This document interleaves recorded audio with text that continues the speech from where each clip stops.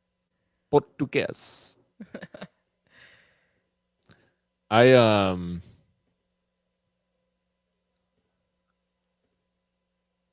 was always trying to understand why Portuguese spoken Portuguese sounds more akin to like spoken Slavic languages than it does to spoken Romance languages. European Portuguese does. Oh, okay. Dylan with a crazy move here. Just sends Zacharias a little wide and the cross back in. Sorry to cut you off there, but no, Dylan, that was a good move. Yeah. But European Portuguese, yeah, it sounds like Russian. Yeah, it does. Because they talk with their mouth kind of closed. Mm. And I think, I don't know, it's just weird. I can't understand any of it. I can understand like a little bit of Brazilian Portuguese, but European, no way. Like, it's so different. Yeah. Brandon Craig, instant legend, shushing the San Antonio fans after the goal. Another corner for Locomotive. 10 minutes to play. And all still to play for 1-0 Locomotive as they tried something there, like to play it out to Moshabane, and it takes a really good tackle from Liam Rose to keep the break from developing. And Justin Dillon's going to chase this one down into the corner. Lays it off. Zacharias has joined him on that flank. And Locomotive just opting to settle it down a little bit, but definitely trying to keep the pressure on. And you can tell they are looking for number 2 for sure.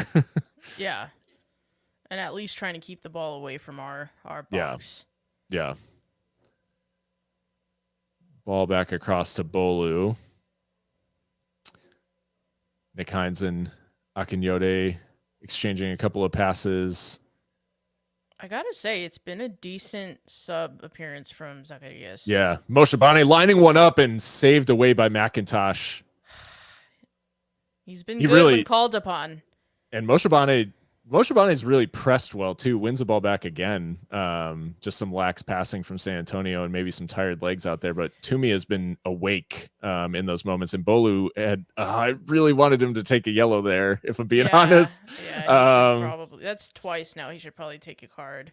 Yeah. Hines, though, showing really good strength. And shoulder ball to out shoulder, for a clean as a whistle. Goal kick. Yeah, that's really well done from Nick. And again, it has to be said, there's been a few players who I think we've asked questions of, and Moshabane really leathered that. I thought there was really well to create the little space for himself too.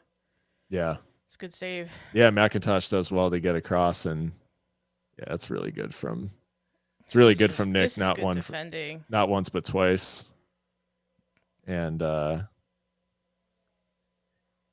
and I think there are a couple of players who have had questions asked this season who have given a good account of themselves tonight, which is good to see. That's, Wilmer said on the show he wanted to see a reaction from the players, and I think right, safe to say that we've at least seen that. It hasn't been an absolutely insane performance or anything like that, but oh man, Lacey's last action of the game was getting bodied by Nick Hines.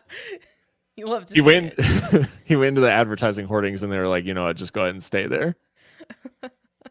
But San Antonio on the attack, and Noah again just being good about cutting things out really well. Yeah, about being proactive in those sort of situations, those balls into the channels. And Eric gives away a bit of a cheap free kick here, fouling Mulatto.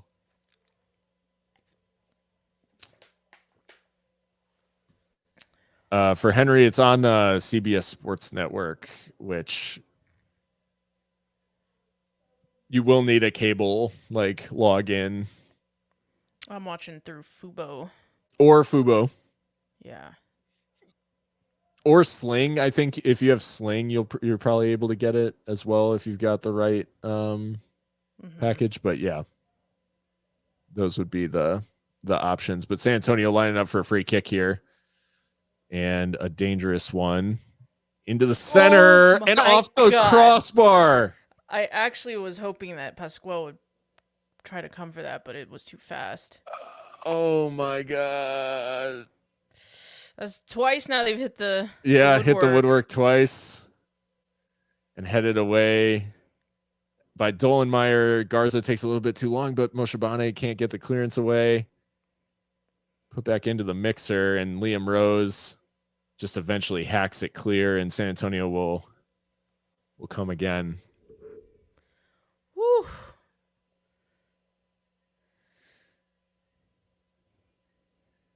I mean, you have to say, in a season like we've had, as Miles Lyons goes down, Tanner not having it tonight. But in a season that's gone like it has for Locomotive, these are the sorts of things that you'd say, we probably deserve something like to go our way. But yeah. And looking back, that is really not good defending. It's not good defending, and it's luckily equally not a good header because he just he did the opposite of what Justin Dillon did, where if Justin Dillon had put that much power into the header a few minutes ago, it would be 2-0. But slick! What a move from Toomey. That's got to be. They said that they got the ball there. I thought he came through Toomey to get the ball, but it's getting a little chaotic for my taste. Yeah. It's just bouncing off of folks. Like, I can't even describe what's happening. Literally, it came off of thighed it. Yeah, it came off of the sequence of body parts that the ball touched there was literally like shin, knee, shoulder, like elbow, fucking thigh. So strange. Well done, Miles Lyons. Yeah, Miles defending very well there against Agadello. And then eventually just boots it clear, which, hey, I'm good with that at certain points. Yeah, but San Antonio coming again. Yeah. Hell for leather here from San Antonio, and you just hope that Locomotive can maybe find their moment to hit them on the break, but it is going to be all hands on deck defending here, and Bolu able to get that ball away, and okay, no foul given for that one. Thought Bolu was caught there, but speaking of catching, Pascal not able to catch that. I thought he was going to catch it. He went for the punch, and then San Antonio keeping the pressure on. Hawkinson here, chipping across to the back post, well cut out by Nick Hines, and then Eric Calvillo in a foot race with... Eric tried to take him on. I don't know if that was the best decision. Chip to the back post, and luckily he's overcooked it there. And now you can lay on the ground in the 6-yard box. Exactly. Bit weird from Hernandez there. He actually flailed his arms up at the ball, which was, I guess he's trying to put Pascal off, but Pascal opting to no nonsense go long. It was initially looked like it was being cut out in midfield, but Zacharias able to bring it under control.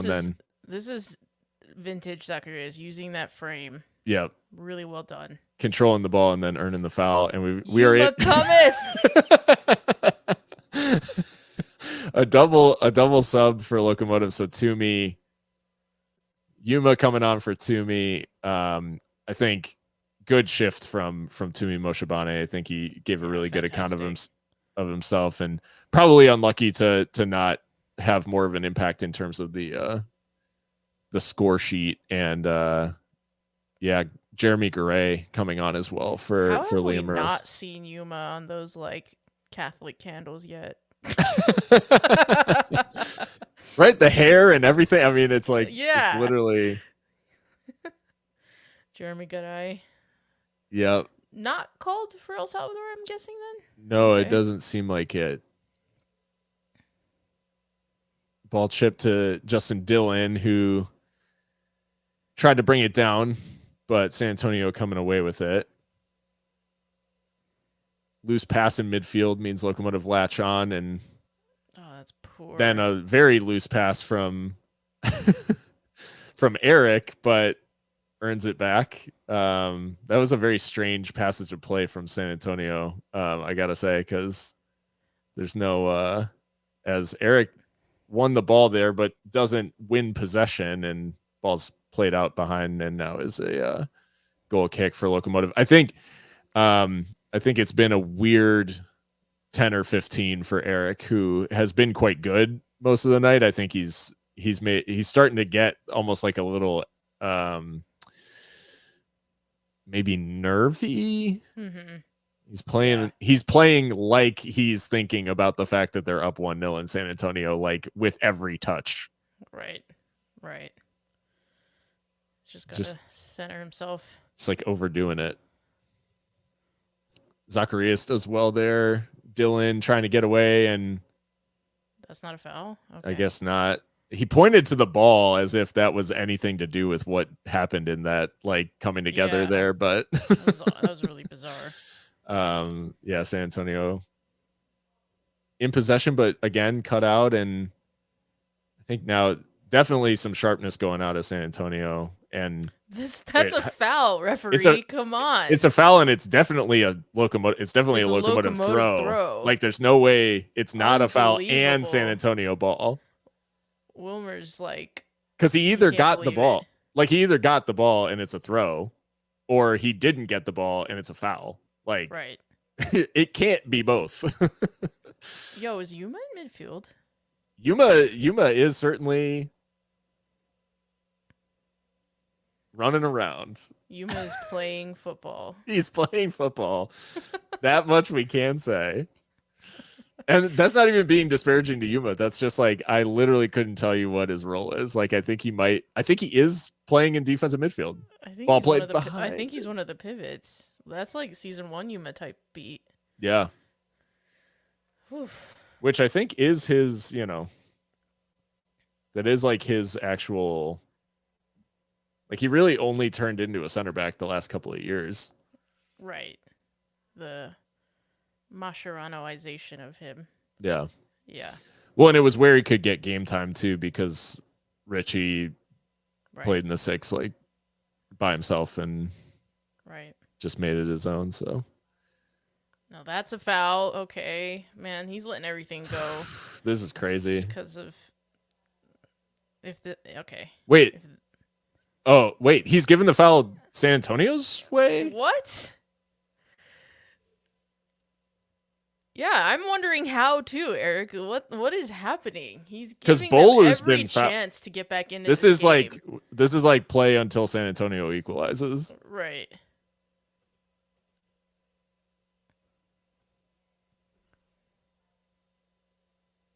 Just move the ball a mile off of saying that the referee is having a mare. Man, that's when you know shit is bad. Headed away by Nick Hines, but not fully away yet, and Pascal's going to be able to lay on this one. Dear Lord, this is the longest extra time. Yep, 3 minutes left to play.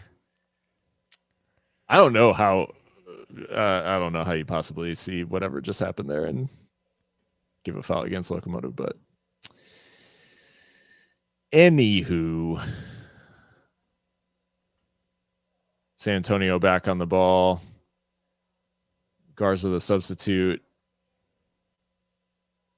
It's chipped forward. They're looking for Mulatto. I will say, like,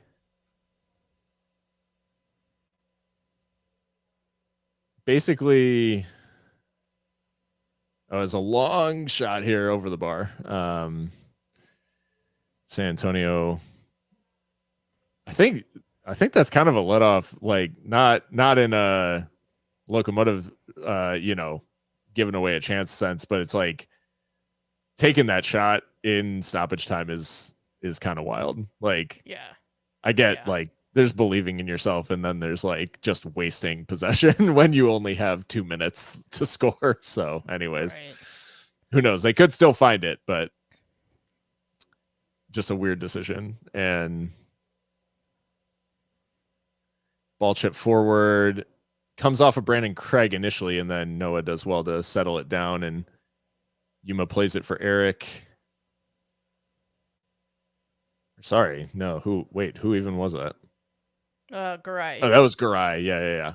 I was like, wait, Eric's on the left now.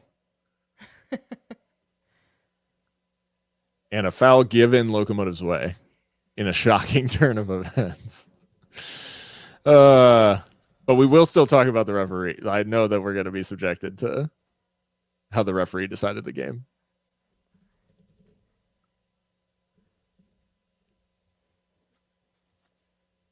Eric trying to take this one to the sideline. I think he earns a throw here, and well done. Wilmer just clapping those duels. The battles. Yeah, he's absolutely having that. Wilmer definitely has had one of those like times on the sidelines in this game where it feels like he's kicking every single ball. Oh, that's terrible from Ricardo Zacarias. Yeah, not a good tackle. Yeah, that's does really take some time off the clock, I guess. And 20 seconds left to play. San Antonio with their last couple rolls of the dice here. And that's going to be deflected back to Pascal. He's going to pick it up. And, I mean, that should just about do it. Blow the whistle, damn it. Long ball up towards Dylan. No shot. We play on. San Antonio into the box, put behind, and it's going to be a corner. Well done, Miles Lyons. Yeah, Miles has really, really, really had a good game today. But it is. Jesus, they're really giving him every opportunity. It's squeaky bum time. We've played 640 of the added 6. So going near post, looks like. Yep. Corner for San Antonio. Headed away. Zacharias, and that is full time. El Paso Locomotive win in San Antonio. Hugs for Wilmer and the boys, because that is, wow, what a stat. The first win against San Antonio since August 4th of 2021. What a result. We literally talked about that on the pod. Yeah, that's right. That's right. It's still shocking to see. What a reaction. Get a clean sheet on San Antonio with this rotated squad, a backup keeper. Yeah. Incredible. Well done. Well done to Wilmer Cabrera's side. Yeah. Wow. Really well done. What a result. Well, I mean, Mika, 1-0 win. Locomotive eking it out there in the end, but the sort of game that this Locomotive side, and when I say this Locomotive side, I'm really almost talking about basically the last 3 years, like the sort of game that this team just didn't really ever see out. Yeah, no, absolutely. I mean, we've conceded so many late goals in the recent past. To see that out is huge. Have to kind of acknowledge that, we did have the rub of the green. San Antonio hit the post twice. Yep. But also we forced their keeper to make some good saves. So, I mean, I do think we deserved the result, and it was really gutsy in the end to see out that last kind of 20 minutes. Pretty helter-skelter there.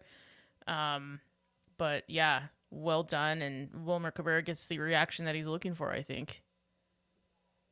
Yeah, I think you can definitely see in the celebrations, and then you can obviously see in even the reaction to Miles cutting out the cross for that late corner.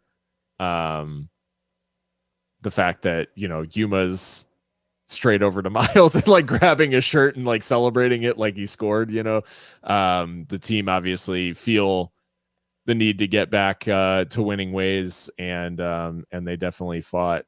And Mika, I mean, does this result almost bring again the questions around this team's mentality at home back to the forefront. Like Yeah, where yeah. was this just a few nights ago?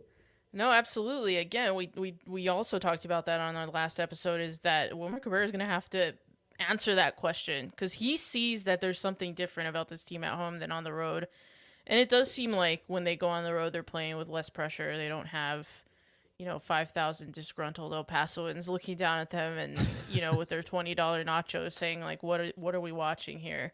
So, yeah, obviously the home form has to be addressed, but if you can go on the road, keep a clean sheet against one of your biggest rivals who were favorites for this match with a rotated squad with all the adversity, Lucas Stoffer out with the injury, um, I give them full credit for the 3 points. Yeah. No, a quality win against a rival, and that is what you that's what you love to see. The well, now it is a bit of a break for the boys, so they get a break this weekend, and it's not until the following Saturday at home to Phoenix that we see him again. But now, essentially, from what we heard from Wilmer, and if you haven't heard our interview with Wilmer, definitely check that out on your favorite podcast platform, Seriously Loco Soccer Pod.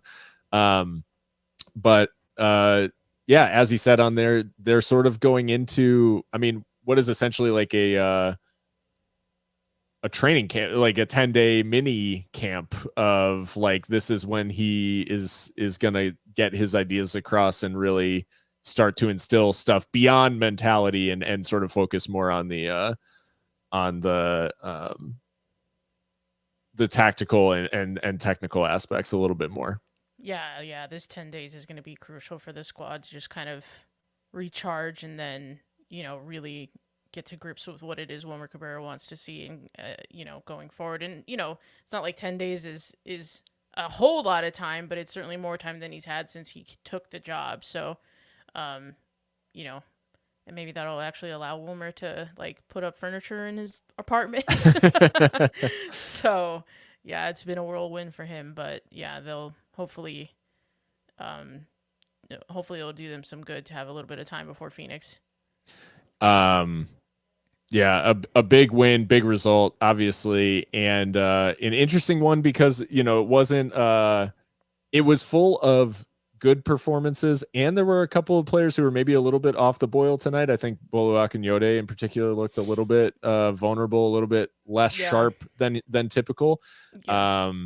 And it's almost encouraging that on a night when Bolu wasn't at his best, the team still found a way to get 3 points, where up until this point, it's basically felt like everybody's needed to be firing on all cylinders at all times for us to even have a sniff of a result. Yeah, and I think the substitutions for the most part were very good. Ricardo Zacarias, save for the really shocking tackle that he got that yellow card for, I thought he was good and just making the ball stick, trying to take some pressure off. Nick Hines, I thought, had quite a good game. Yeah. One-on-one defending was very good. And yeah, I think, and then of course Brandon Craig, who we acknowledge had a rough time out against Birmingham to come on and then get that goal. Of course, he does get a little bit of a luck with the deflection through the wall, but still, for him to get that on target and have the bravery to step up in that situation when there's two other forwards standing over that ball, fair play to him. So yeah, the substitutions were good tonight, and yeah, you'd love to see it. That is a great result. In a place where we have been absolutely starving. And there's something about, there's something about this season, apparently, being on CBS, being in tough places to play, and places where we traditionally have not gotten any love, we're somehow getting the results. So, a big one from Wilmer and the lads, and overall, nice little midweek pick-me-up for Locomotive fans. So enjoy it over the next few days, and then we'll probably we'll probably just go ahead and be back like next week with a review pod and a preview of Phoenix. And it can give us a little bit of more time for a Phoenix Phoenix preview with more up-to-date results, because I do think Phoenix play this weekend. So so we'll be able to take a look at Phoenix's recent stuff. And but yeah, overall, thanks everybody for joining. It's always a blast to watch these games with you guys and react in real time. And hope you have a good rest of your week. And until next time, stay loco. Peace.